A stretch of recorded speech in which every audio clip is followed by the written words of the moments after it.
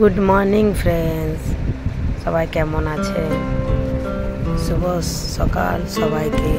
আশা করি সবাই ভালো আছে। এই চান করে এলাম, এখন পুজো করতে এলাম। পুজো করছি এখন, সঙ্গে থাকুন। পুজো করছে এখন। পুজো করতে একটু টাইম লাগে, কারণ সকালে পুজোটা একটু মন দিয়ে ভালো করে করতে হয়। দেখুন, সাথে থাকুন। এখন ঠাকুরকে সিঁদুর চন্দন করানো হবে, কারণ সকালে ঠাকুরকে স্নান করিয়ে সিঁদুর চন্দন পরিয়ে তারপরে পুজো করব। সাথে থাকুন। তার সাথে সাথে আমারও সিঁদুর পরা হয়ে গেল, চন্দন পরা হয়ে গেল। পুজোটা করে নিই, তারপরে আবার আসছি।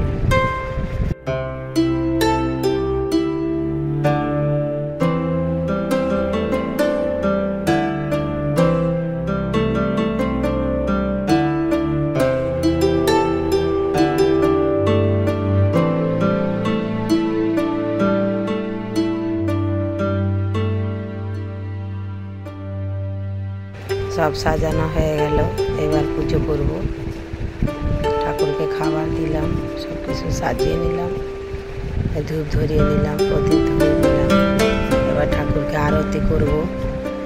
আরতি করে নিয়ে তারপর শাক টাকবো।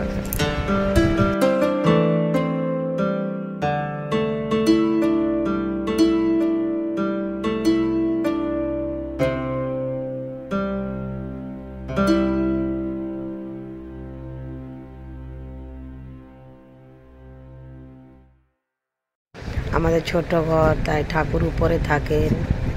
আমরা টুলে দাঁড়িয়ে পুজো করি, একটু কষ্ট হয়, তাও ঠিক আছে। ভগবানকে তো একটু কষ্ট না করলে হবে? কষ্ট না করলে কি আর কেষ্ট পাবো বলুন? তাই একটু কষ্ট করে টুলের উপর দাঁড়িয়ে পুজো করি। হাত যায় না, তাও ঘুরিয়ে ঘুরিয়ে উঠে ফুল সাজাতে হয়। দেখুন,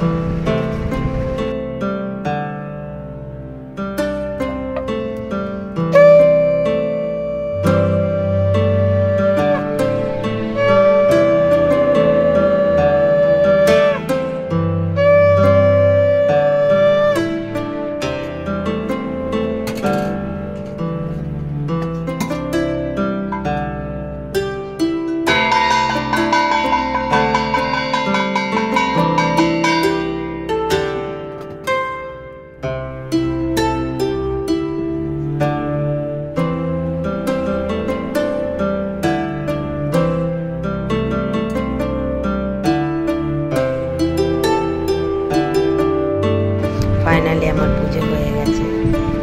এখন আমার হাজব্যান্ড চান করে এসে গেছেন। উনি এখন ঠাকুরের কাছে এখন সকালের খাবার চান। সকালে শরবত আর কিছু নার্স ভেজানো আছে, ওই খাওয়া হচ্ছে। খাওয়া দাওয়ার পরে রান্নার প্রসেসে যাবো। রান্না শুরু করেছি। আজকে যেহেতু আমার বিবাহ বার্ষিকী, তাই একটু মটন কষা আর ভাত বানাচ্ছি। মোটামুটি হয়ে এসছে, ভাত হয়ে গেছে, তরকারিও হয়ে গেছে। তরকারি ফুটছে, দেখুন। আমার হাজব্যান্ডেরও খুব খিদে পেয়ে গেছে, বলছে খেতে দাও। আমাদের রান্না হয়ে গেছে, আমরা এবার খেতে বসবো। আমার হাজব্যান্ড খেতে বসে গেছে, তার অনেক জোরে খিদে পেয়ে গেছে। দেখুন,